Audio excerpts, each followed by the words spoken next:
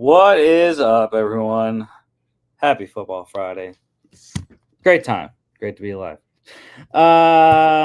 Slower weekend in football this week. College football season is done. Playoffs coming up next weekend, but we still got NFL rolling week 15. Got the Army-Navy game tomorrow, which should be entertaining. And bowl season actually starts tomorrow as well. We have one bowl game kicking off tomorrow night. But we have Monday Night Football, Thursday Night Football this week. Monday night, Bengals beating the Cowboys, staying in the playoffs, just barely hanging on there to 3 games back still of the Broncos in the last wild card there. But they're staying in it. Lucky. They got lucky for once. They didn't bungle it away like they usually do. But the Cowboys cowboyed. And like I said, the Bengals were lucky to get the win. Unfortunately, it came at the cost of my boy, Amani Oruwariye, former Penn State player there. But I was happy the Bengals won, beat the Cowboys. So that was probably one of the craziest plays I've seen, though, to affect the game. Yeah. And it was also kind of cool watching Hard Knocks today. I watched the second episode of the AFC North in season, and Zach Taylor's like on a blocked punt. We won on a blocked punt, or we won because of a blocked punt. But yeah, Joey B. I mean, again, he's been great. He's been exactly what everyone knew he was. 75%, 369, 3 touchdowns. Did throw the 1 interception.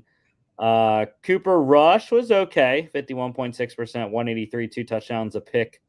This was maybe the best defensive performance that the Bengals have had this year. I don't know.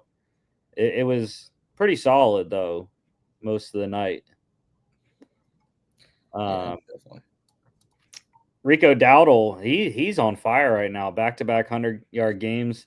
Closing in on 1,000 rushing yards. I think I don't know if he's top 5, but I think he's close in rushing, which is interesting because the Cowboys couldn't run the ball worth a damn the first half of the season. But they've been playing some nice defenses the last couple, which is helping me greatly in fantasy. Thank you, Mr. Dowdle. 18 carries, 131 yards for Rico, 10-yard reception as well. Jamar Chase went ballistic. 18 targets, caught 14 for 177, 2 scores. Just ridiculous. And yeah, defensively, I'm going with the Cowboys, actually. I'm going to go with Maurice Lufau, the linebacker rookie. 2 tackles solo, 1.5 sacks, 1 tackle for loss, 2 QB hits. Going to be big. He's going to be a big part of the Cowboys defense going down the rest of the way with the Overshone injury, which we'll talk about. Bengals cover -4.5, under 50.5, which I was very pissed about. I had the over 48.5. I was praying for overtime, but needed 2 touchdowns to get to overtime, and we got the 1. I was actually rooting for the Cowboys at the end because I was like, bro, please, Rico Dowdle score somehow. Would have cashed a couple. Anyways, would have cashed in this game as well. I hate Kyle Shanahan so much. Rams 12-6 against the 49ers. I mean, good Lord. What happened in 4 days between what the Rams and the 49ers did on Sunday and what the actual fuck we saw last night? Because I have no clue. I know it was raining. That does not excuse an 18-point Thursday night football game from these 2 teams. Like, I could understand if it was the Jags and Titans who scored total 16 on Sunday. But this 2 teams that just scored 38 plus. 38 for the 49ers, 44 for the Rams last week on Sunday. Yeah, this was a classic Thursday night football game, one we're not used to this season. This year, we've actually been blessed with some good Thursday night football games. but this was a throwback to like 2022 Thursday Night Football. And Deebo Samuel, you don't deserve targets. It's pretty obvious. Stop complaining when you're just not good. I think that's the biggest takeaway I have. But yeah, he was piss poor. Brock Purdy was piss poor. Like, this was just an ugly game. I mean, the only reason the Rams won is just because they could get into 49ers territory a couple more times than the 49ers could. Yeah, dropped a touchdown. Debo did. Mm-hmm. But yeah, I mean, this is why I picked the Rams, because I just, even if it would have been the offensive fire show that they were on Sunday, the 49ers just don't have it this year, and they have too many injuries. Trent Williams was out for this one. They did get a bunch of guys back in this game, though. Talanoa Hufanga, I believe, played. Nick Bosa played. They got Dre Greenlaw back, although Fred Warner was banged up in and out of the lineup. But they got a lot of guys back, especially on defense, and they got a bunch of stops. They just didn't get as many stops as the Rams did. So Matthew Stafford, 59.3%, 160, 4 carries for 18 yards. Big rushing total for Staff. Brock Purdy, I hate you. 45.2%, 142, 1 pick. I shouldn't be blaming Kyle Shanahan. I should be blaming. I don't even remember who the DC is now for LA, because they've had like $5 million in the last 5 years. But whoever that guy is, I despise you. Why on first down you play coverage and let Brock Purdy throw an incompletion when you could have ran the second down play when they blitzed the house and sacked him to end the game? Could have done that on first down. I think Sean McVay had the over passing attempts for Brock Purdy. Conspiracy. Kyron Williams, another great game for him. 29 carries, 108. Tough sledding though. 3.7 per 2 carries or 2 receptions for 4 yards there. Puka, another good game. 8 targets, caught 7 for 97. Big storyline on this game though. Fantasy managers just trashing Cooper Kupp. 2 targets, I believe it was. 0 receptions for the second time in his career. First time since 2019 that he has not caught a pass in a game. So, yeah.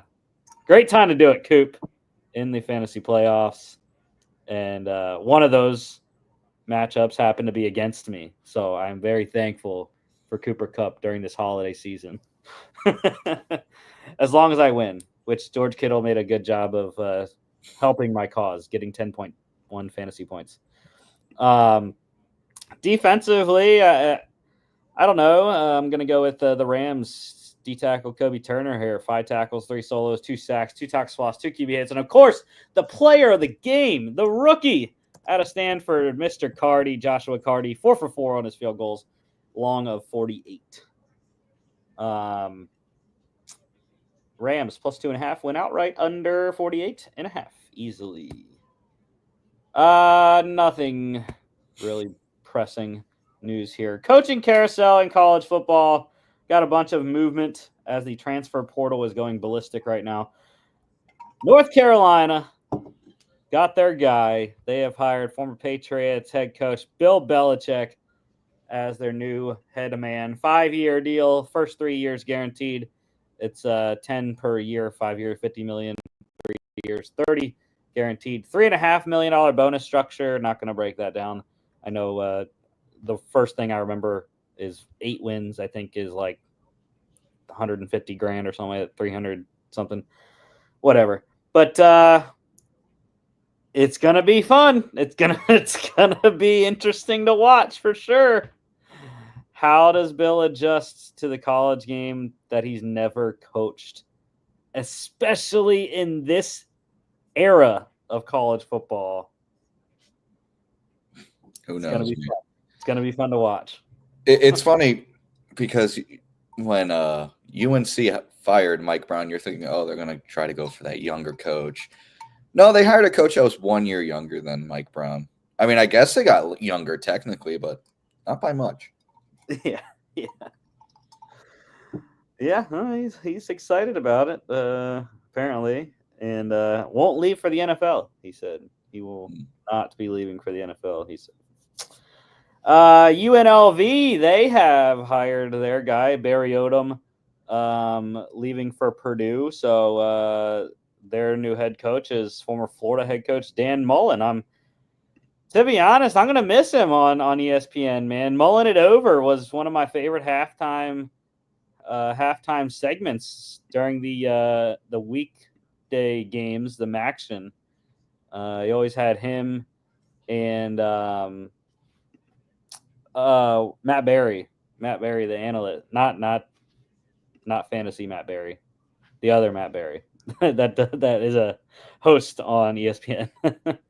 They always did the mulling it over during the weekday games, so I'm gonna miss that. But having Dan Mullen on the sidelines is always good for college football. He's funny for sure. Glad he's not at Florida anymore. West Virginia.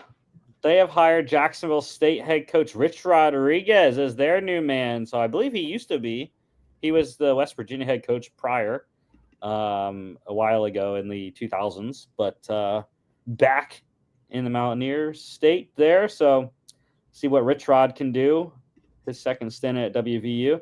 And then I mentioned this, East Tennessee State, their head coach going to... I can't remember. Trey Lamb went to somewhere. Anyways, they have hired former Charlotte head coach Will Healy as their new guy. We have the Heisman finalists. Heisman ceremony going off tomorrow. I think it's 8 o'clock Eastern. And the four guys that are going to be in New York: Oregon quarterback Dylan Gabriel, Colorado wide receiver defensive back Travis Hunter, Boise State running back Ashton Genty, and Miami quarterback Cam Ward. I'll say more about this when we get to the awards, but you already know who I'm picking. Transfer portal, a lot of movement still going on. A couple days into, actually like 4 days in, 5 days. Nevada, a couple quarterbacks there. Brendan Lewis into the portal. Chuba Purdy has withdrawn his name from the portal. Texas State running back Ismail Mahdi, visit with Arkansas on the books. Ball State quarterback Caden Samanza was an all-MAC freshman this year. Tulane, a couple quarterbacks, Darian Mensah, he has committed to Duke. Manny Diaz gets a new QB there. And quarterback Ty Thompson also in the portal. Boston College, wide receivers Jaden McGowan and Durand Bradley. Bradley visiting Oklahoma. Quarterback Thomas Castellanos, he has committed to Florida State. So a massive get for Coach Norvell after just a horrendous season in Tallahassee. Charlotte quarterback Deshaun Purdy. South Carolina quarterback Robbie Ashford. North Texas, a lot of movement there. Quarterback Chandler Morris, he has a ton of visits. Oklahoma State, Virginia, Memphis, and UCF. And wide receiver DT Sheffield visiting Arkansas and Rutgers. Western Kentucky quarterback Caden Veltkamp. FIU wide receiver Eric Rivers, he's visiting with Virginia and Miami. Nebraska, Penn State, and Colorado, top 5 in receiving and touchdowns this year. Oklahoma, a lot of movement there for Brent Venables. Wide receivers Jaleel Farouk, Andrew Anthony, Nick Anderson. Anderson visiting with Texas A&M and LSU. Tight end Bauer Sharp, he is committed to LSU. And quarterback Jackson Arnold visiting with Auburn. Duke quarterback Malik Murphy, he also visiting Auburn. Auburn doing a lot of quarterback work in the portal this year. UCLA wide receiver J. Michael Sturdivant, he visited Florida, as did quarterback Justin Martin, former 5-star there. SMU quarterback Preston Stone, he's an interesting one because he said he's going to stay with the Mustangs through their playoff run. Sorry, Preston, you're only going to have 2 more weeks because you're going to get your ass kicked in Happy Valley next weekend. Just saying. Akron defense tackle CJ Nunnally IV. UAB quarterback Jacob Zeno committing to Texas A&M. So I thought that one was intriguing. Mississippi State quarterback Michael Van Buren and offensive tackle Mykylin Pounders. He is Pounders visiting Louisville. Georgia Tech wide receiver Eric Singleton Jr., the #1 overall player in the 24/7 Sports transfer rankings. He is visiting Auburn in Texas. Quarterback Zach Pyron committed to Minnesota. So PJ Fleck, new quarterback there. Washington State wide receiver Chris Hudson in the portal. San Jose State quarterback Emmett Brown. Kentucky wide receiver Dane Key visiting Georgia. We know Georgia definitely needs to restock the wide receiver cupboard next year. Arizona corner Takario Davis. Florida State edge rusher Marvin Jones. Wisconsin quarterback Braden Locke. Texas A&M quarterback Connor Wegman. He has committed to Houston. Syracuse quarterback Carlos Del Rio Wilson. Louisville defensive lineman Mason Rieger visiting Wisconsin and Georgia Tech. New Mexico quarterback Devin Dampier committed to Utah. So looks like Dampier might be the next guy for Kyle Whittingham there at Utah. Bowling Green running back Tyrion Stewart visiting USC. Purdue tight end Max Clare visiting Texas. Abilene Christian quarterback Maverick McIver. Boise State quarterback Malachi Nelson, former 5-star at USC. USC defensive tackle Bear Alexander visiting Penn State. Illinois State offensive tackle Hunter Zambrano. He is committed to Texas Tech. San Diego State quarterback Danny O'Neill visiting Wisconsin. Montana quarterback Logan Fife in the portal. Liberty quarterback Caden Salter visiting Colorado and Syracuse. Maryland quarterback Billy Edwards. He visited Wisconsin. Fresno State quarterback Mikey Keene visiting Tulane. FAU running back CJ Campbell. He has committed to Rutgers. That's a big get for Greg Schiano and co. All freshman AAC player this year, over 1,000 yards, 10 touchdowns at FAU. Temple running back Antoine Littleton, former Maryland Terp there. Alabama running back Justice Haynes and a couple Michigan guys, quarterback Alex Orji and punter Tommy Doman committing to Florida. So, million freaking players in the portal. It's crazy to keep up with. Draft declarations. Couple Michigan Wolverines going to the draft. Defense tackle Mason Graham and tight end Colston Loveland. No surprise. Neither is it a surprise that Penn State safety Kevin Winston Jr. has declared for the draft as well. One of the top safeties in the draft, maybe the top safety in the draft, but partially torn ACL week 2 this year. Good news, though, should be ready by March 1st. So he should be ready in time to do some stuff on the field at Penn State's Pro Day to get something out there for scouts to look at. Obviously, Penn State Pro Day, big program, so going to have a ton of people there. And a couple of guys returning. This is also one of the more interesting things to watch is guys announcing their return that maybe we thought might go to the draft. LSU quarterback Garrett Nussmeier. He is returning to LSU, says he wants to go win a natty. Sure. Good luck with that. Yeah. Good luck. LSU of all places. All right. Didn't even make the playoffs your boy Brian Kelly. Your boy Brian Kelly down there. Boy Brian Kelly. He's going to lose the big games. Don't worry. And how about Alabama center Parker Brailsford also returning, one of the top centers in the country, coming back to Tuscaloosa. So good win for Coach DeBoer down there. College football awards. This went down last night. Most of the awards were handed out. There's still some that have not been, like the I'm blanking on what the name of it is, but the assistant coach of the year will be Sunday, I believe, is when that's handed out, or maybe today. I can't remember. But there's a couple awards that haven't been handed out, like that one. But most of them handed out last night. Starting off, AP Player of the Year. That goes to the top player in the country. Colorado wide receiver, defensive back Travis Hunter. He had a big night. He also won the Biletnikoff Award with the best wide receiver in the country. Beat out Arizona wide receiver Tetairoa McMillan and San Jose State wide receiver Nick Nash. The Nagurski Award, Defensive Player of the Year, went to South Carolina defensive end Kyle Kennard. He beat out Texas safety Jahdae Barron, Penn State edge rusher Abdul Carter, and Michigan defense tackle Mason Graham. Burlsworth Award, top former walk-on, went to Oregon linebacker Bryce Botcher. Beat out Indiana defense tackle James Carpenter and Buffalo linebacker Sean Dolick. Dick Butkus Award goes to the top linebacker in the country. Go Dogs. Georgia linebacker Jalen Walker won it. He beat out Clemson linebacker Barrett Carter, Ole Miss linebacker Chris Paul Jr., UCLA linebacker Carson Schlesinger, and Oklahoma linebacker Denny Stutzman.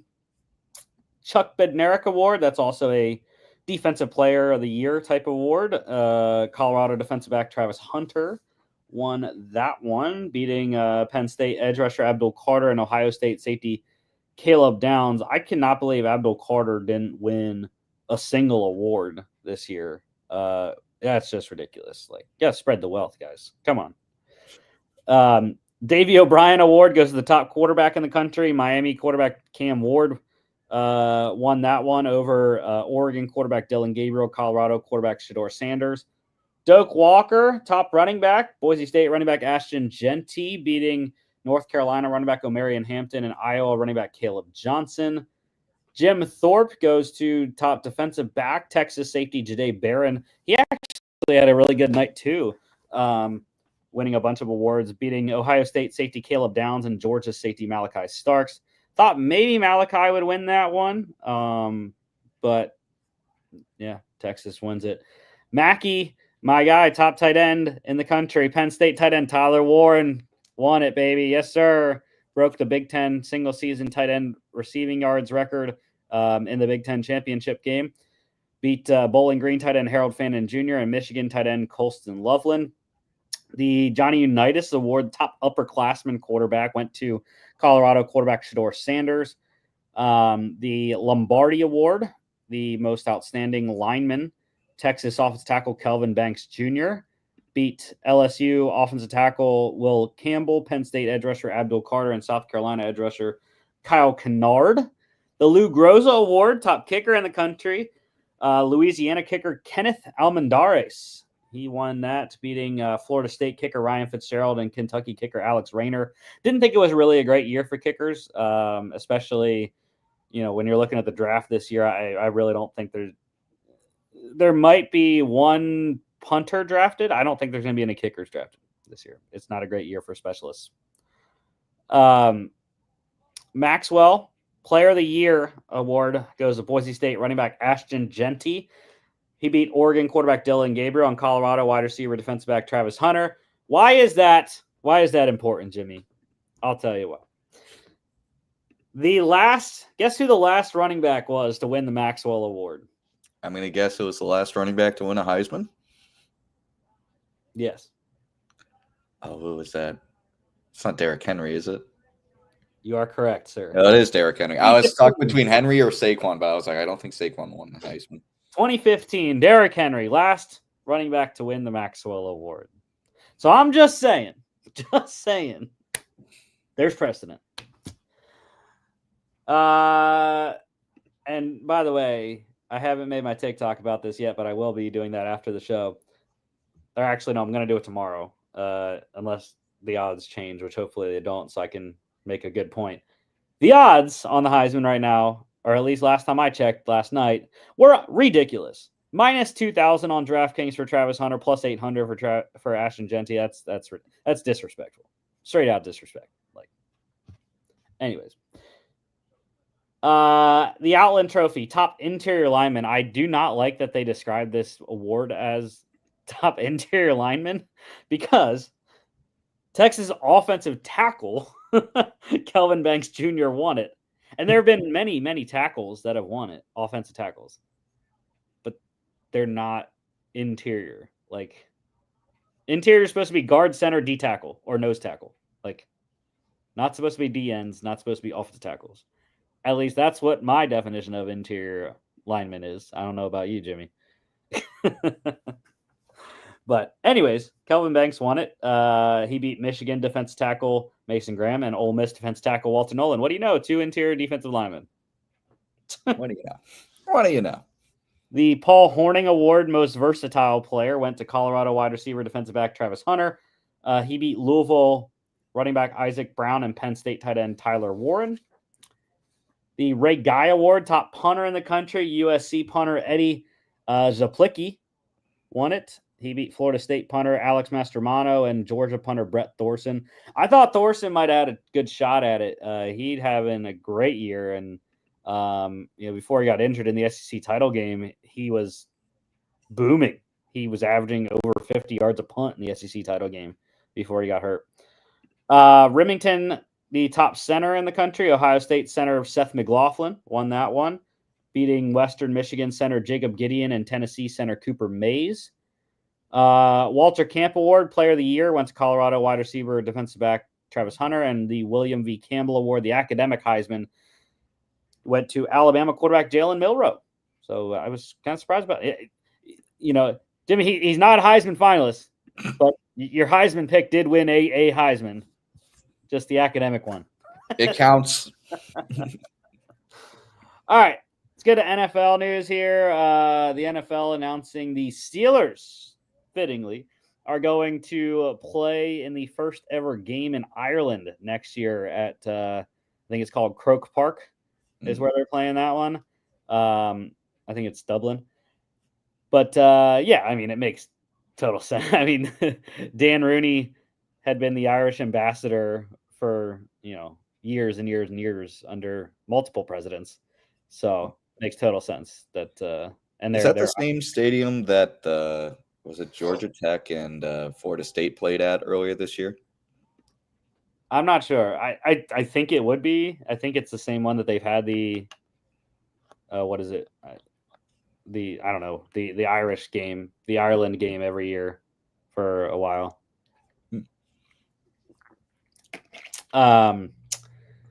Players of the week, AFC offense, Bengals wide receiver Jamar Chase. Already talked about him. Just ridiculous, 14 for 177 and 2 touchdowns on Monday night.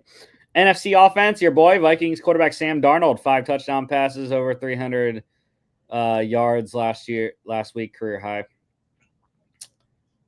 AFC defense, Dolphins defense tackle Zach Sealer. He had a great game against the Jets, I believe 2 sacks.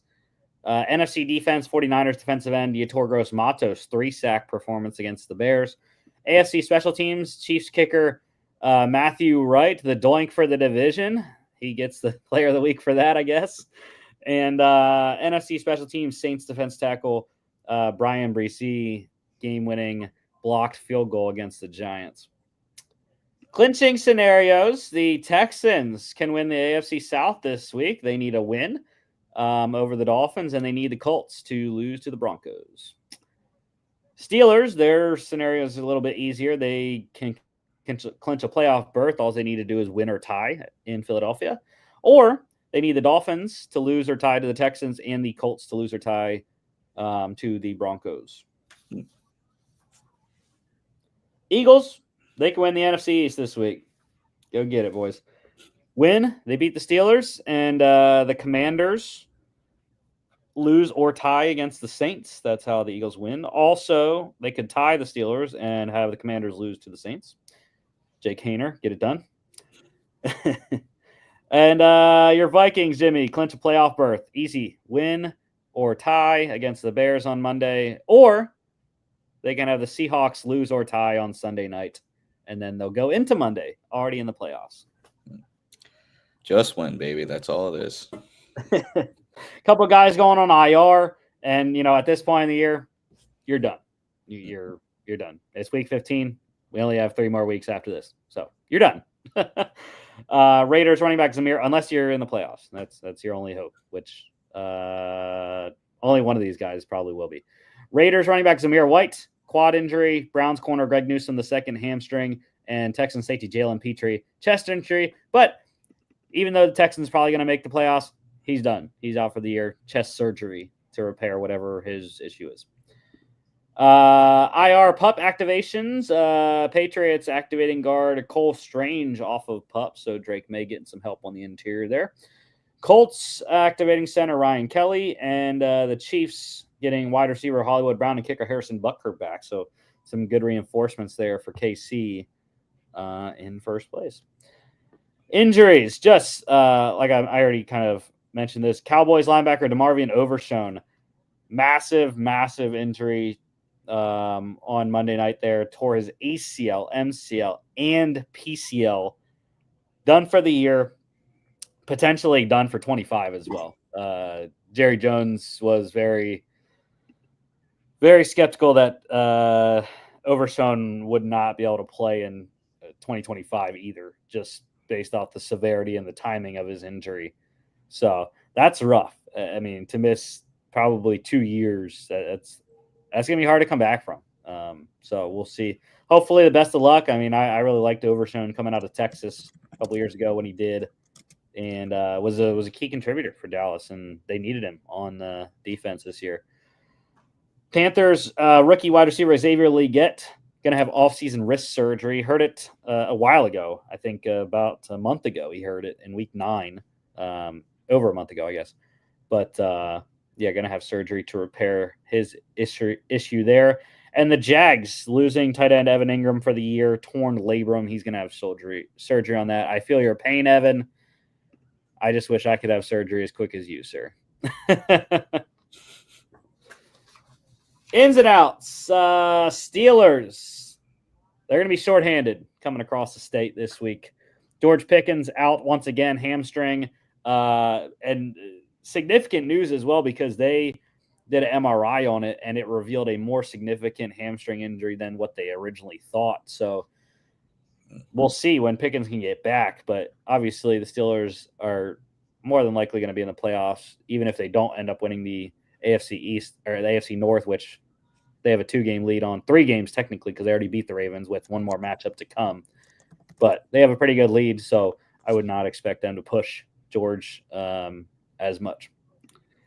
D-tackle Larry Ogunjobi also out with a groin injury, and safety Deshaun Elliott with a hamstring, all out in Philadelphia this weekend. Colts right tackle Braden Smith, personal issue he's dealing with. He is out against the Broncos. Giants, they are going with Tommy DeVito at quarterback this week. Drew Lock in a walking boot with a heel injury, so not sure if he's even going to be able to be dressed and back up DeVito or not. The Saints, I already mentioned this, but they are starting Jake Haener at quarterback this week. First career start for Jake Haener. Spencer Rattler going to be the backup there in NOLA. Bills, tight end Dalton Kincaid. He is questionable for their matchup against Detroit. Packers, corner Jair Alexander out once again this week, but they are getting back wide receiver Romeo Doubs and safety Evan Williams, both clearing concussion protocol. And the Seahawks more than likely going to be without running back Kenneth Walker III again with his calf injury listed as doubtful. And NFL Fantasy already ruled him out. They already had the O on his picture there. So, yeah.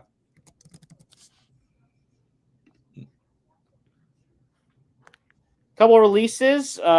Patriots waiving wide receiver KJ Osborne, landing in Washington, not that far away. Claimed by the Commanders with wide receiver Noah Brown likely out for the year. Browns, they waived wide receiver Kadarius Toney, and if you ask Caroline, I guess it's rightly so, right, Jimmy, with his muffed punt last week that led to a Steelers touchdown eventually once they recovered that muffed punt, and then they scored on that possession. And then the Dolphins today announcing they are waiving wide receiver Odell Beckham Jr. Mutual parting of ways there. Odell looking for more playing time somewhere else. I believe 9 catches for 55 yards this year with Miami. Extension. The Waltons shelling out some more money there in Denver. They paid left tackle Garrett Bowles 4 years, $82 million extension.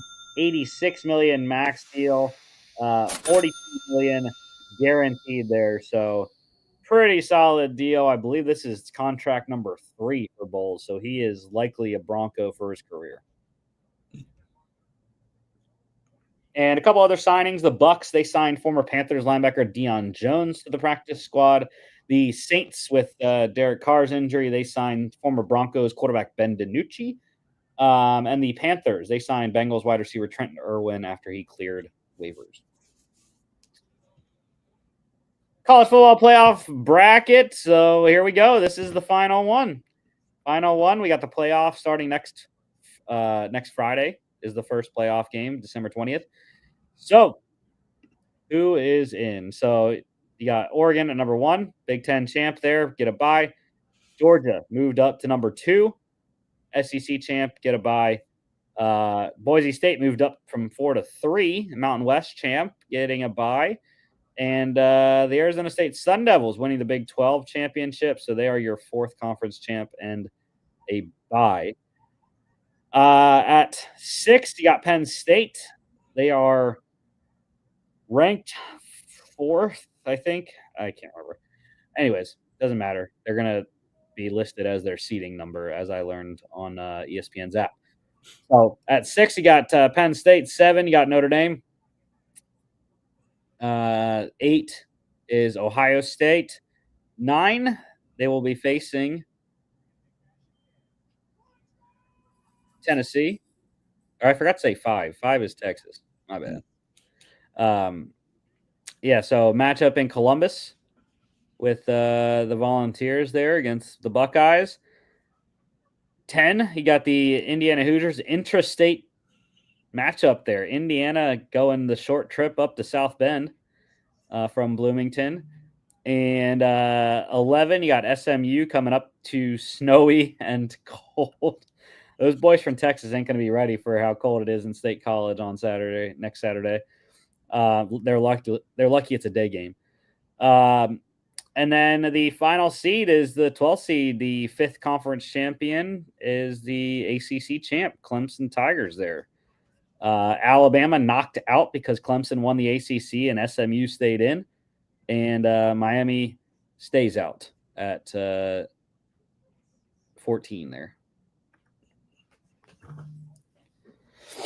So, yeah, so some interesting matchups for sure. That was always going to be the thing, though, with how much respect they've been giving the Big Ten, was that the Big Ten was going to host some games, and some Southern teams are going to come up to the cold for these games. So you got 2 of them right there with the Ohio State and Penn State. Indiana's used to it going to Notre Dame. So Clemson, they're lucky they get to go to Texas. So, but who do you think has the easiest path? I just want to. Weirdly enough, I think it's Georgia. I think Georgia has the easiest path because I think they can run over Indiana or Notre Dame. I don't think any of Boise State, Penn State, or SMU would really give them too much trouble. I think they have the easiest path to the Natty. Probably followed by Oregon. I think their biggest matchup is the first round. Honestly, I don't see Arizona State beating either Texas or Clemson. I think Clemson, if they beat Texas, could beat ASU. So I'd say Georgia followed by Oregon. But, I mean, they earned it. They're 1 and 2 for a reason. Yeah, I think that Texas Clemson winner has a really good dark horse shot at winning the national championship. Because if they like you said, they win that, Arizona State's probably the weakest out of the 4 bye teams. So they win that and they win that. Then you're looking at Oregon, Tennessee, or Ohio State, which I think Texas and Clemson are both equipped to play all 3 of those teams. So yeah, I think you're definitely rooting for an upset against Oregon. I think Oregon has the best chance of beating whoever comes out there. But yeah, I think if you're Clemson and Texas, you're thinking getting to the semis is very realistic. All my friends want this scenario to happen. They want Georgia to match up against Penn State in the semis. I don't think that's out of reach. I really think that's real. I think if they can play really good defense against Boise State and SMU, I think it's a reality. All my friends want that to happen, so then they're going to text me and ask, who are you rooting for? Of course, it's Go Dogs. I didn't go to Penn State. I grew up a Penn State fan. I am a Penn State fan, but they're playing against each other. I went to Georgia. I have a diploma from Georgia. Go Dogs. Go Dogs, I guess.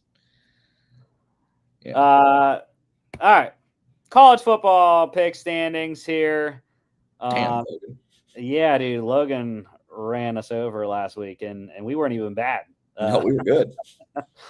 Yeah, it was pretty good. It was pretty good conference championship weekend. The thing that did us in, Jimmy, is the Lone Wolves. Logan only went 0-1. That was his one lone loss. Was SMU losing on a field goal to Clemson. You and I both went 0-3. Told you not to pick the Lone Wolves in the FCS. But hey, I went perfect in conference. I went perfect conference championships. I went perfect FBS conference championships. Yeah. So you lost Villanova. That was a close one though. They lost. I was shocked. 7. I was kind of hoping for that one. They lost by 7 at UIW. Rhode Island also lost by 7 on the road at Mercer. Illinois State, your Redbirds didn't have a chance in Cali, dude. 42-10 against UC Davis. Mine were worse than yours, a lot worse. I lost Penn State. That was my closest one, losing by 1 score to Oregon in the Big Ten champ. And then I had Miami, Ohio, and Louisiana in the MAC championship and the Sun Belt titles, and both of those teams got absolutely throttled. So that was fun. But yeah, that's why those are all. That was kind of crazy though, that all 7 losses combined last week were all Lone Wolves. So, so your difference to me is still 3 as we head into bowl season. So, well, you already won the regular season, and so you won the conference championship, I guess, technically as well. But it's bowl season now, about to get wacky. Logan trying to come back. He is down 3 as well now. Matching me. So we only have 1 game left. 1 regular game left to play. Army-Navy game. Navy, number 22 Army. Black Knights, 6.5-point favorites here. This one is at the aptly named Northwest Stadium, where the Washington Commanders play. Very Northwest, as we know. Yeah, Washington, D.C., geographically, definitely in the Northwest. Yeah, you never know with these rivalry games, right? You never know. But and Navy had been really good early on. I just think they've lost their shine a little bit. Army coming off a dominant performance in the AAC championship game.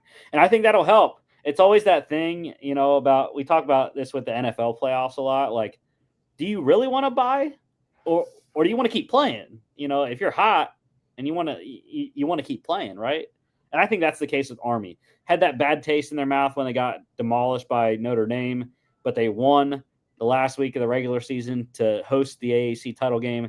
And then they dominated Tulane last week at West Point. Now they go to a neutral site against their rival. So I think this is a great time for Army. Navy have 2 weeks to prepare, whatever that's worth. I don't know. I just think Army's the better team. And Bryson Daly's by far, I think, the best player in this game. And he's going to have a monster game. Total is very Army-Navy. 39.5. I am going over. I do not care. These 2 teams have been explosive this year. I'm hitting the over. Yeah, I got to agree. This is actually an over game. 3 p.m., CBS, Paramount Plus. And we have a bowl game this week. It is the IS4S Salute to Veterans Bowl. South Alabama, Western Michigan, and Logan starting our bowl season off with a bang. See what a Bronco sounds like, by the way. Nay. That's exactly what a Bronco sounds like. Logan is rolling with the Western Michigan Broncos in this one. I forgot to look up where this one is played at. I think it might be in Annapolis because it is the Veterans Bowl.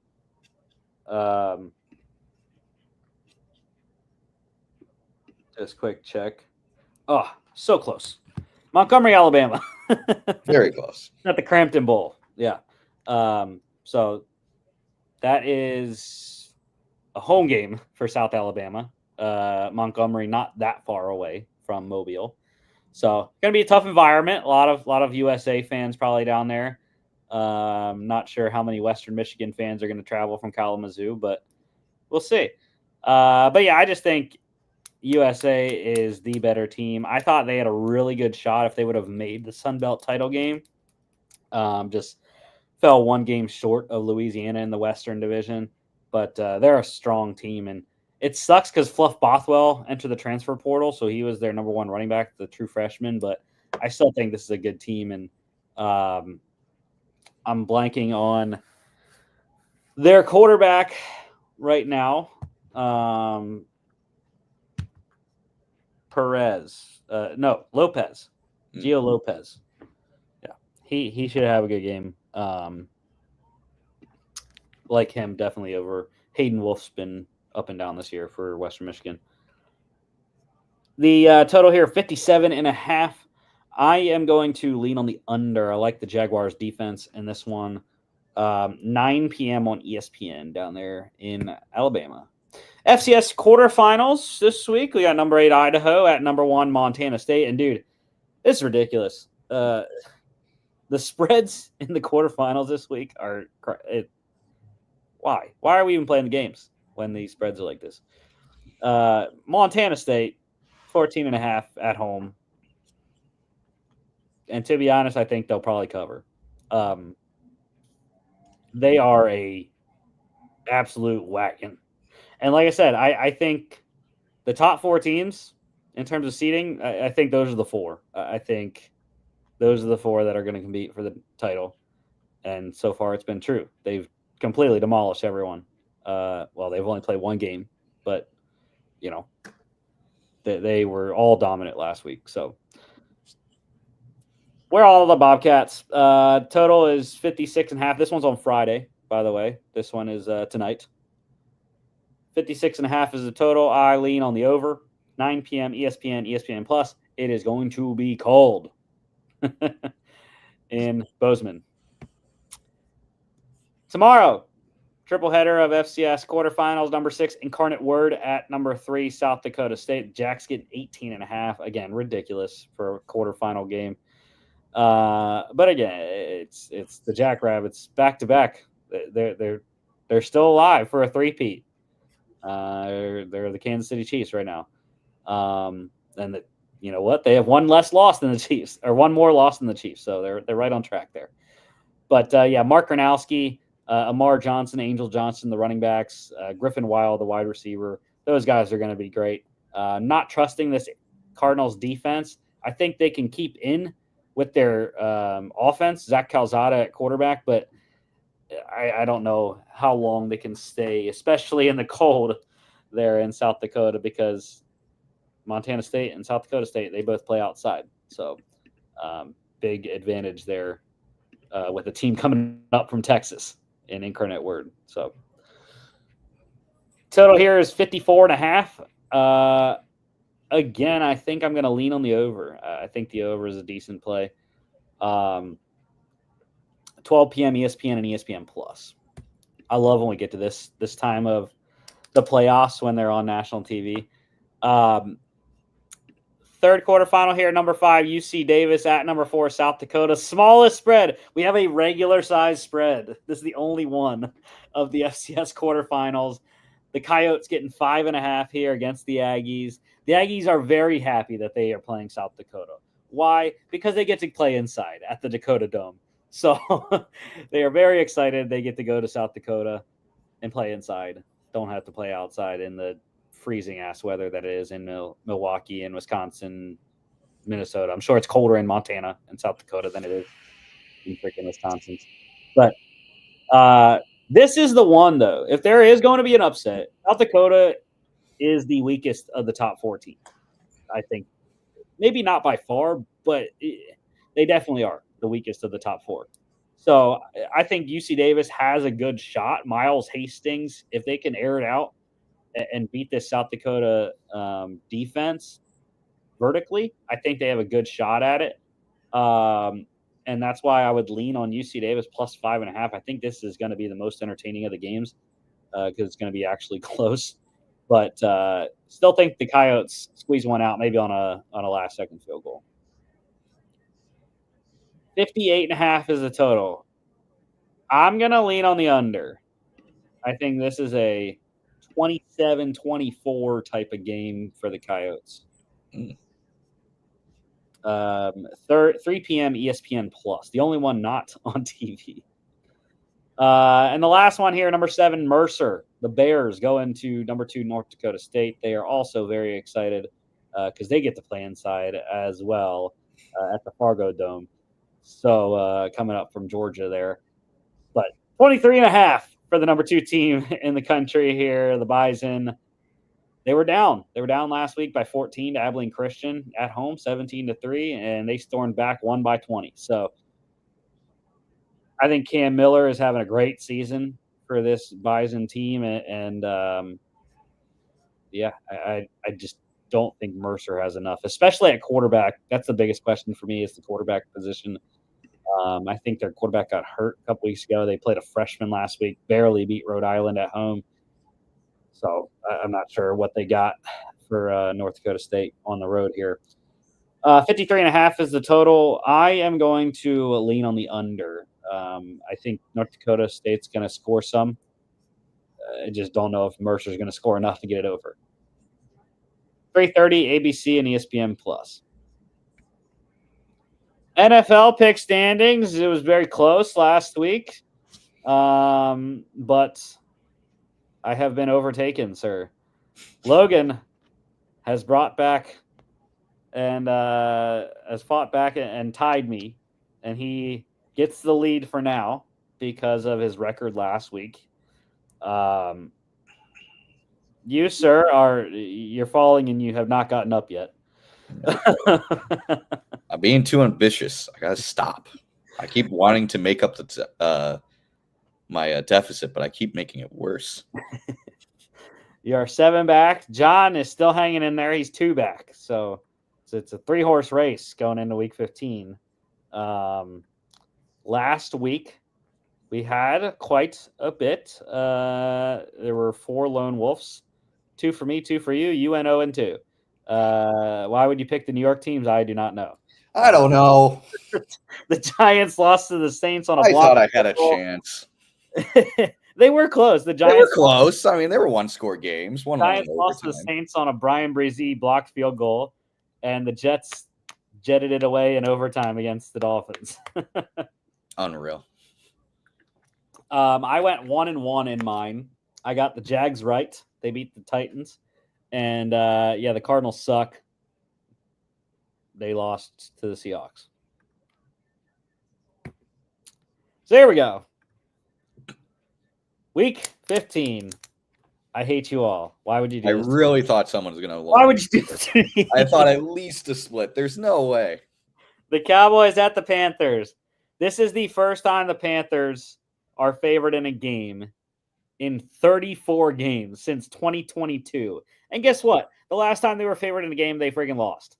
So I'm very scared. I'm definitely not betting on this game for sure. No way in hell I'm betting on this one. But I do believe the Panthers will win. Bryce Young, this team has been super resilient, and it sucked. It really has, because 3 straight 1-score losses. It's just what this team is right now, right? They're just not. They don't have the roster yet to jump over the hump and beat the teams in the 1-score games. So it's definitely something to build on. And it's not like they're playing scrubs either. Like Chiefs, Bucks, Eagles. Like those are 3 teams more than likely are all going to be in the playoffs. Bucks, the one exception, they might not, but we'll see. But yeah, I mean, they've been playing great. Bryce Young, he has a better QBR than Patrick Mahomes the last month of the season. So, yeah. And the Cowboys are reeling. I mean, this one, although there's going to be a lot of running in this game. Panthers, 32nd in rushing defense.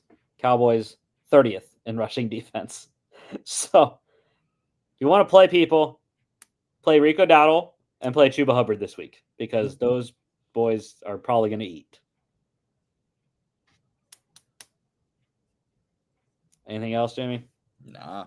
See the Panthers win this week. 43.5 is the total. I'm going with the under. Ravens, this is crazy. 16 points at the Giants. I mean, good Lord. That is a lot of points. I mean, what more is there to say? Giants are pathetic. They scored 11 points against a pretty bad defense against the Saints. Should anyone be shocked? No, but like in the NFL, that's a lot of points. Still, I would not be shocked if they cover. I might put like a straight bet on the Giants plus 16 for Tommy Cutlets to cover. It's just law of averages in the NFL. It's and I would not be shocked. For one, because the Giants defensively are still a decent unit.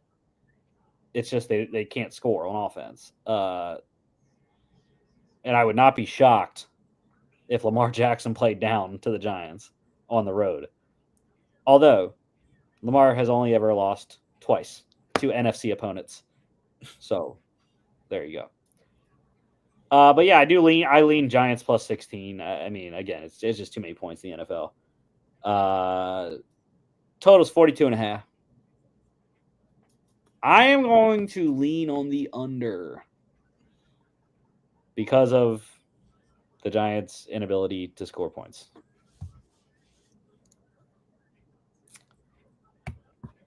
Jets at the Jags. We got a split. I was hoping I was going to be lone wolfing, but I am not. John and I, we are on the Jets. You and Logan are crazy. You're on the Jags. I don't know if y'all saw that 10-6 win last week for the Jacksonville Jaguars, but at least the Jets scored 26. No, you don't believe in Maction. Mac Jones mania, baby. I did because I lone wolfed the Jags last week. Dude, why? Come on. The Jets stink. I hate the Jets. I hate New York teams. I hate them all. Not against the Jacksonville defense. Nah. The only reason they were good last week because they were playing against Will Levis. Nah. This is A-Rod. It's gonna be another dumb game. The Jets are gonna cover 3.5, by the way, in this game. If you want to be safe, play 3 or 2.5, whatever you like. But I'm telling you, the Jets are gonna win this game. Aaron Rodgers is gonna love going down playing in Florida this weekend. It's gonna be nice and sunny. And I could be totally wrong. It could be raining, pouring. I don't know. But, yeah, I think A-Rod's going to have a good game. The Jacksonville secondary is not good, and I would not be shocked if he throws for 303. Devontae Adams has a good game. Garrett Wilson has a good game. Bounce-back game, because Garrett Wilson has not been having a great time the last couple of games. And I need you, sir, in fantasy for playoffs. So please, Garrett Wilson, have a good game. But, yeah, I don't trust Mac Jones, even against this depleted Jets defense. Not sure. Sauce is back this week, I believe. Haven't heard anything on that front, but I have to think Sauce is back after he missed last week. The total here is 40.5. Lowest one of the weekend. Another under? I think so. I think the Jets hold the Jags down a little bit. I mean, they scored 10 points last week. So, under, yeah. Commanders, 7.5 points at the Saints. We are all on Washington. Marshawn Lattimore. I think I should bet on him to get a pick, man, because he's making his Washington debut against his former team. So, and he's got a good matchup to do it against with Jay Kaner, second-year quarterback who's making his first career NFL start. That's a good scenario for Lattimore to pick off his former team. But yeah, I think the Commanders will cover this one here. I think they have to bounce back coming off the bye, losing 3 straight or whatever it was, 3 out of the last 4. So, yeah, I gotta agree. This is gonna the Saints are essentially the team they just beat. They are the Giants right now, and it's not going to be fun for them. The total in this one, 43.5. I'm going to lean on the under. Like the under. Again, it's that Saints probably have a tough time scoring. Bengals at the Titans. This is the Brian Callahan revenge game in Tennessee this weekend. I think for real though, it's the Zach Taylor revenge game. Because I think he's going to want to put a whooping on his former assistant. And we know what Joe Burrow's doing. All he's going to do is throw for 300 and 3 touchdowns and hope that the defense can get enough stops, which they did last week. So, we'll see. But yeah, why am I picking the Bengals? Because the Titans suck. I have to get that in every week. I'm mandated by the advertisers. We have advertisers that we don't have. Yeah, it's the paid for by Titans Suck for America campaign. Right up there with because Houston sucks. Nonprofit. Yeah. The total in this one is 46.5. Again, I'm leaning on the under. I definitely think the Bengals can score. Can the Titans score against the Bengals defense that has been playing better the last 2 games? And also, though, the Titans defense is very underrated. They have held some pretty solid offenses to lower numbers than usual this year. Chiefs at the Browns. Don't let Caroline look at the screen. I won't.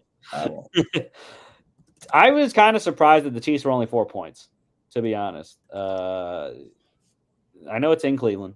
I don't know if it's going to snow there. Maybe that's why.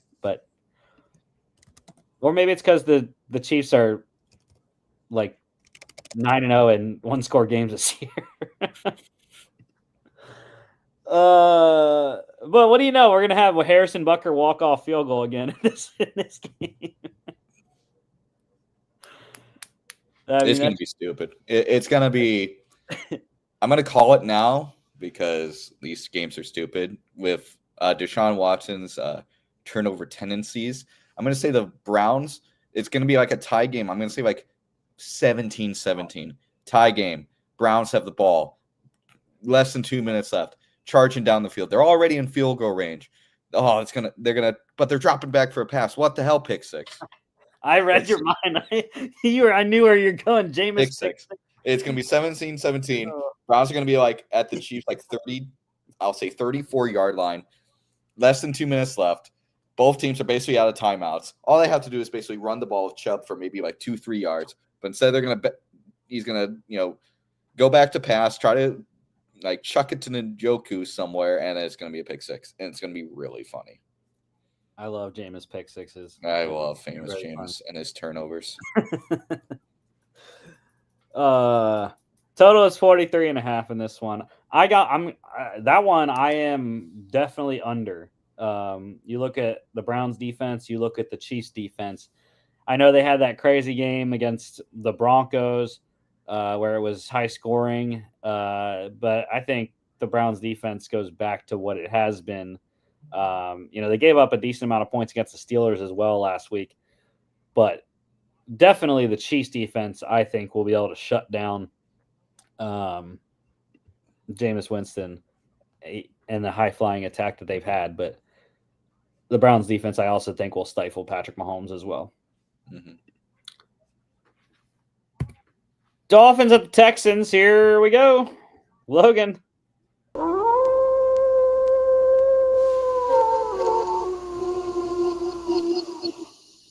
Go ahead, Jimmy. I know you want to talk about Logan's lone wolf on the Texans.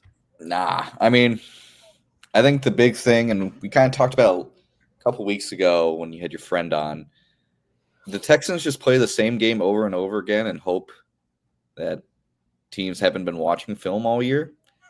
They don't adjust to new teams, especially their offense. They just have one system, and they hope it just will make them win. They don't try to adjust. And I mean, Dolphins, they're desperate, and when you're facing a desperate team, you know, with their backs against the wall, desperate to win basically every game for the rest of the season to try to make the playoffs, it's hard to bet against them. Dolphins, their offense looked good against the Jets. Defense did okay. But yeah, I don't see the Texans finding consistency, especially coming off a bye week. I really think this is a Dolphins game. Yeah, I was split initially, but then I was like, yeah, the Dolphins are playing very good right now, and they have been playing good since Tua's been back. They just haven't been able to win all of them, and try to dig out of this hole that they're in. And the Texans are in a good position. They're still 2 games up on the Colts. They both have, or at least the Texans. I can't remember what the Colts look like, but the Texans I know have a very difficult schedule down the stretch. But yeah, it's.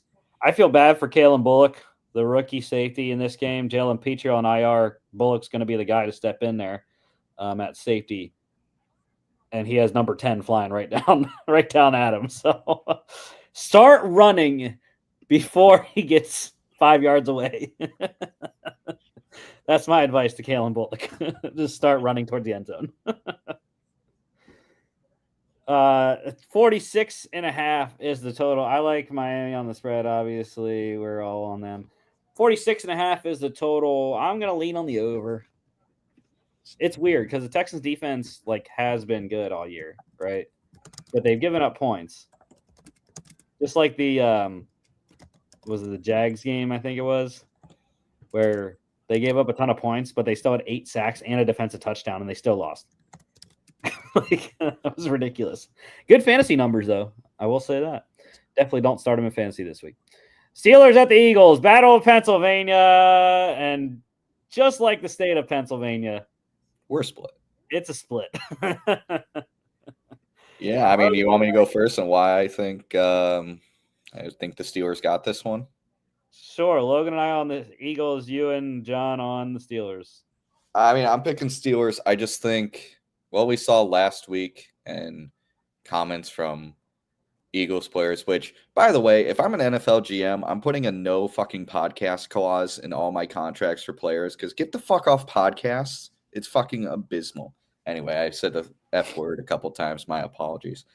But yeah, what we're seeing with seemingly some locker room derision between Jalen Hurts and A.J. Brown, and especially that performance by the offense last week against Carolina at home.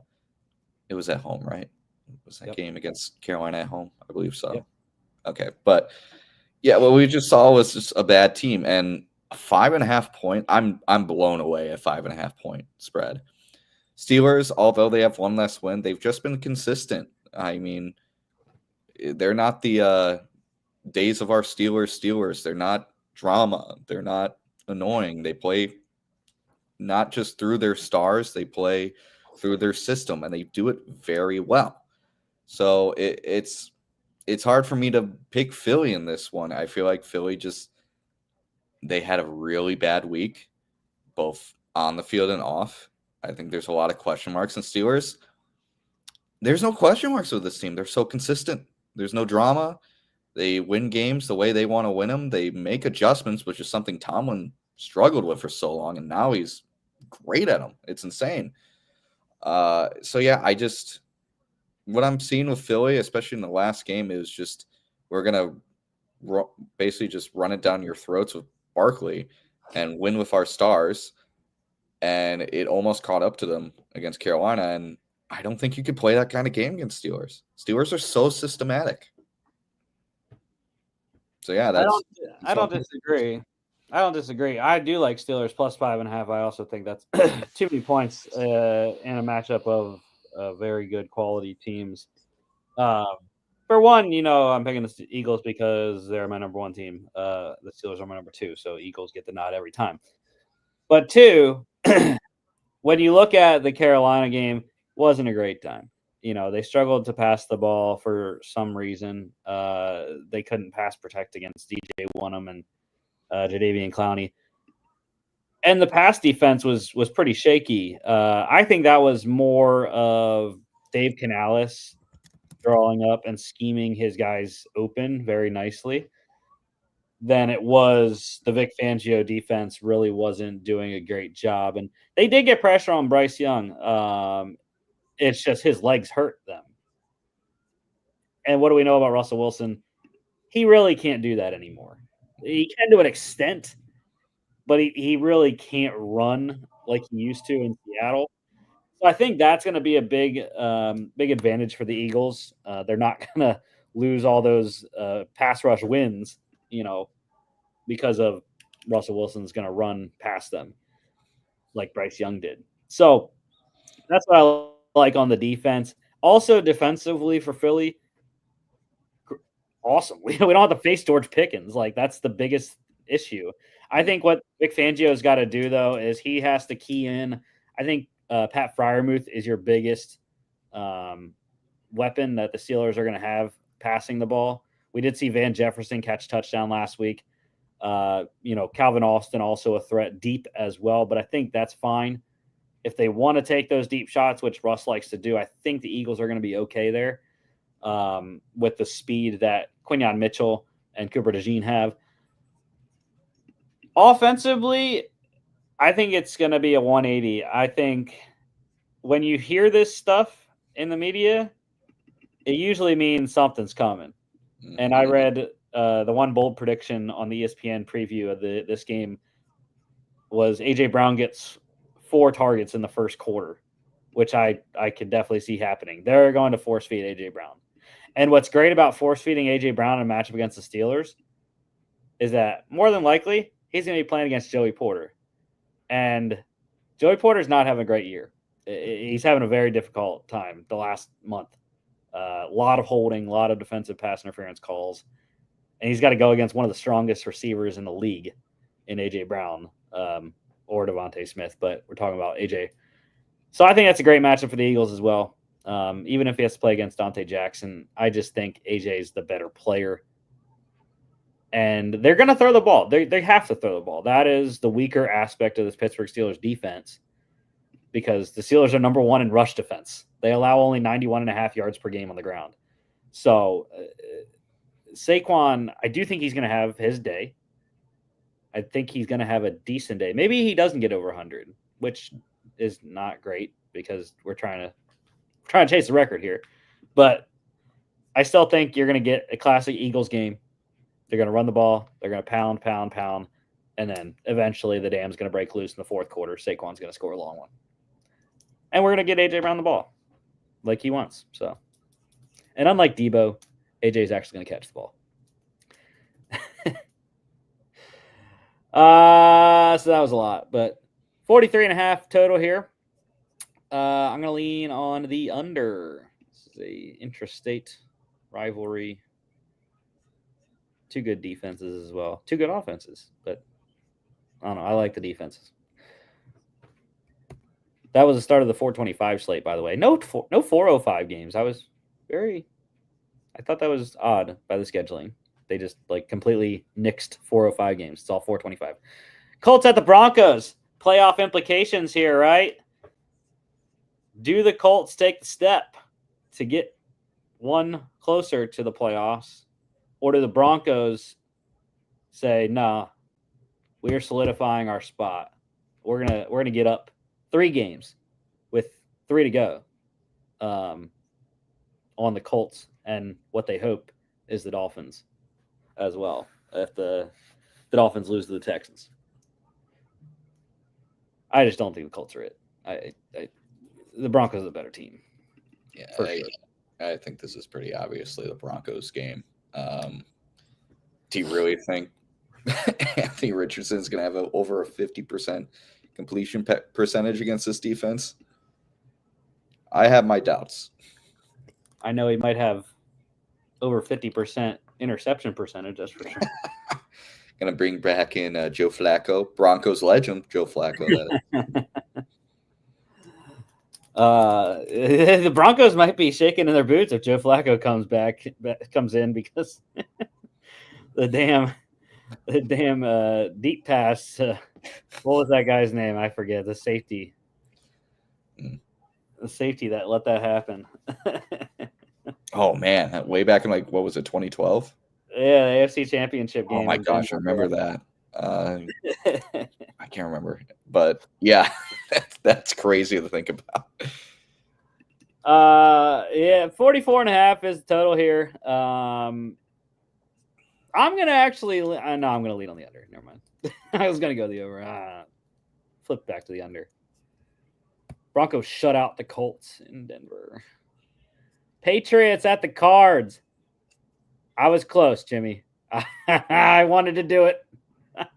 I'm not gonna lie, I almost did want to as well, but again, I think it's just the Patriots don't really have much. They're not playing for anything. I think it's almost best that they do lose.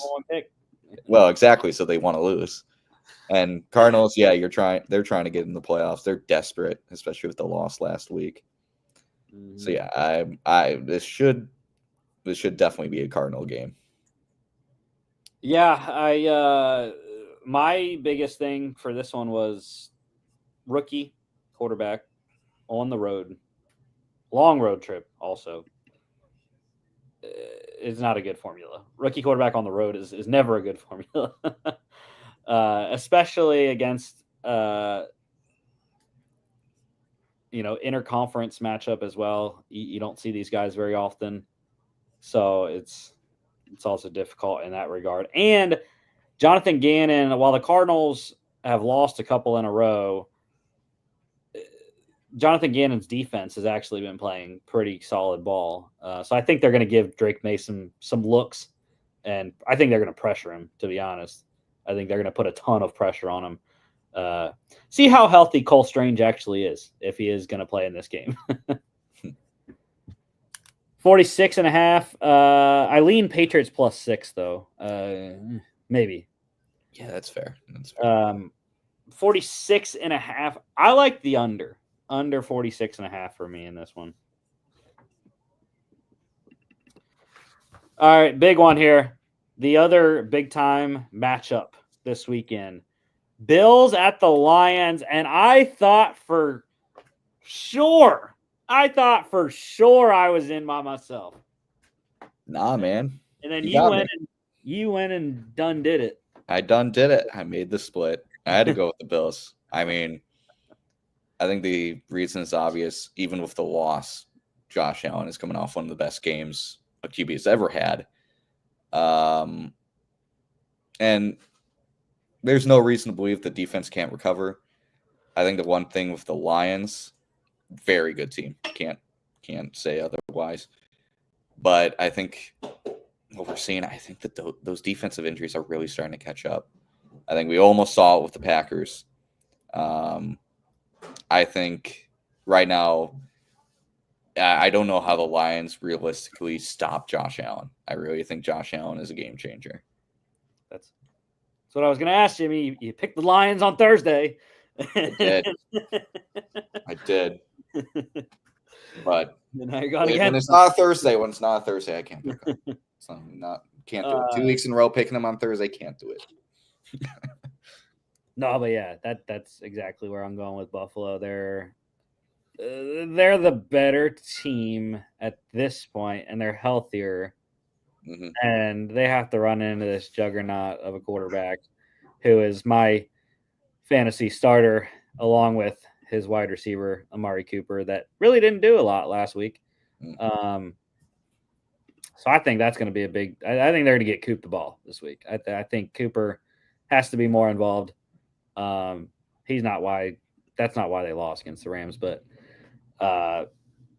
just give Josh another option. And we've seen Cooper be elite before. Mm-hmm. I think he's got a great matchup against the Lions secondary. Tyrion Arnold is a freaking penalty machine. So if that's the matchup that they get, great. And the Buffalo defense, while they gave up 44 last week, they got their boy back in the middle. Matt Milano's back. I think last week was his first game.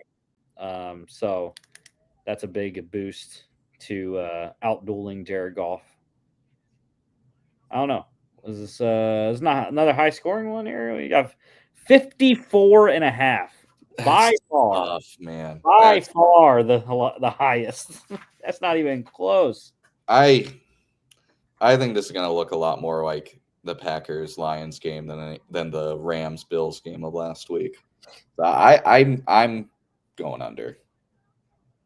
Well, the Packers-Lions game was still in the 30s on both sides. Oh, that's right. What was it? I thought it was 27-24. Or whatever. It still hit the over. It hit the over.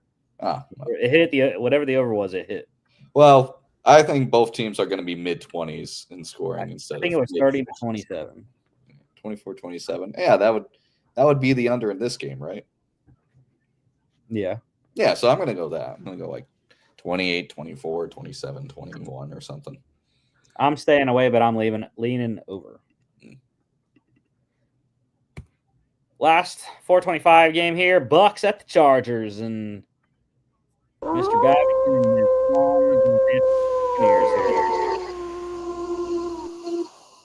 I do not fault him for that. This is a 50-50 game in my mind. Mm-hmm. Definitely do not like the Chargers on the spread. It just, again, I think either team could win this one. Both teams need it. Bucks need it probably more to stay in the lead, even though the Falcons are reeling. But the Chargers need it to stay in the 6th seed and not let the Broncos jump up above them. And potentially they could need it as well. If by some Christmas miracle the Giants were able to beat the Ravens and the Chargers would win, the Chargers would head to the 5th seed. But it's the Chargers defense for me. That is why I'm picking LA. They've been a wagon under Jesse Minter, the defensive coordinator, and I think they're going to give Baker Mayfield some issues in this game. Yeah, I mean, this is a Harbaugh team. They always give opponents issues. The one thing, though, that I've been concerned about with the Chargers, lack of run game. Since J.K. Dobbins got hurt, they really haven't. They've had to throw the ball a ton. And, Lab McConkey was out last week. Thank you, Quentin Johnston, for having a great game. Unfortunately, it wasn't enough. But Lad should be back. To be honest, I'm hoping he's not, because that would make my decision in fantasy even tougher, Jimmy. I have a lot of lineup conundrums in my dynasty league that I need to figure out before Sunday. Yeah, I made the mistake of starting Jennings, so don't trust me with anything right now. I was torn, man. I was torn. It was like I did that too. My team has so many wide receivers. It's hard. Like, it was like, do I start Juwan Jennings? Do I start Zay Flowers, who's struggled the last 3 weeks of his game? Do I play the wild card of Calvin Ridley? Like, who do I put in the fucking starting lineup? Yeah, I don't know. Anyways, this game here, 45.5. I am going with the under. Yeah. It might go over, but I'm leaning on the under here. Sunday Night Football, Packers at the Seahawks. I mean, you had to know this was coming. We knew which two those guys were picking. It was up to us to figure out where the chips were going to lay.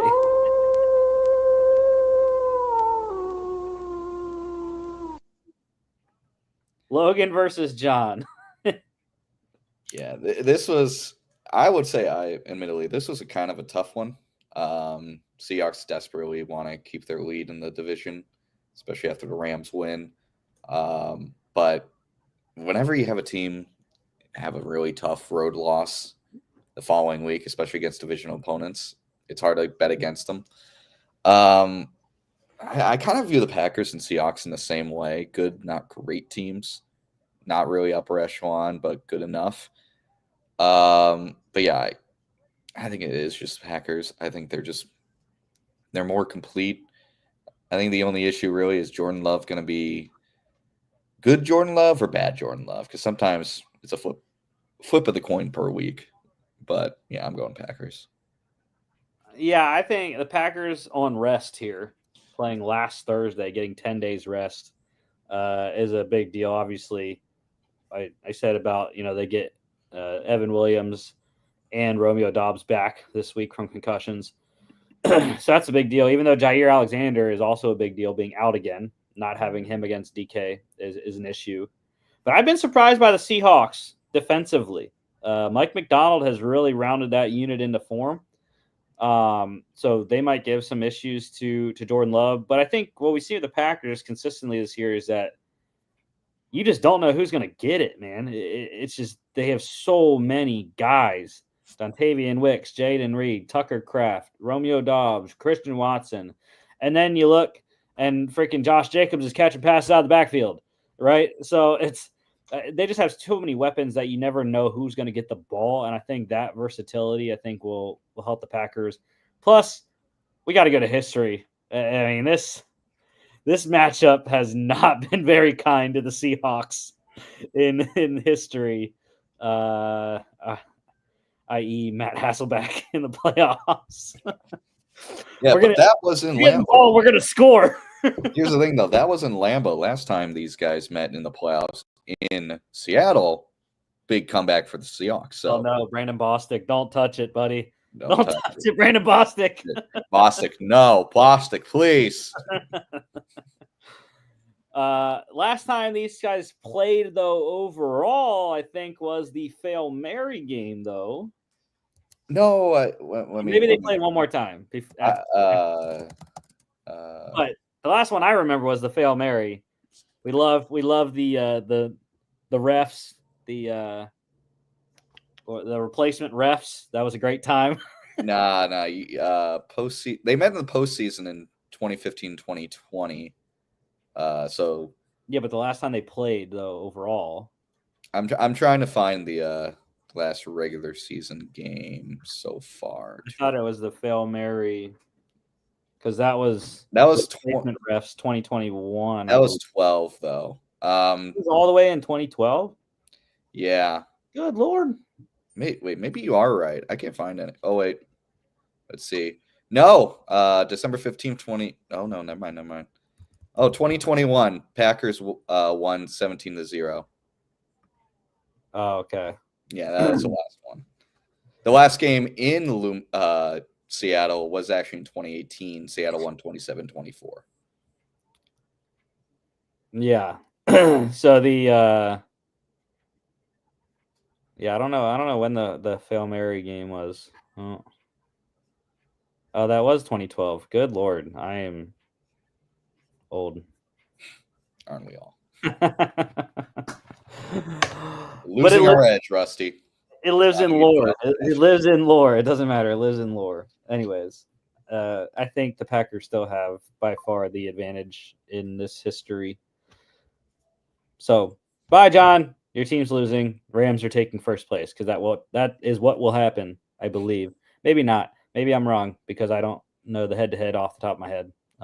Rams, Seahawks. I know the Seahawks beat them once, I think. They might have split. But I know one thing. The Rams only have one division loss. The Seahawks have two. So that's why I said that. Total is 45.5 here, and I'm going under. 820 NBC and Peacock. Best bets of the week. Oh, man, I had a losing week last week.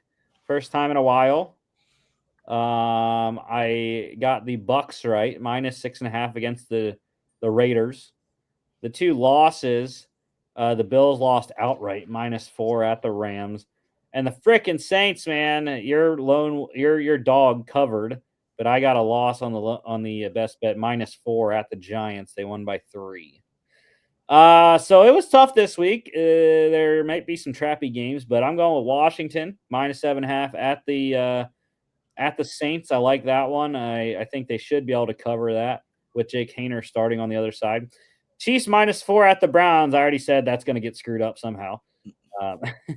The Browns are going to lose by 3 or something like that,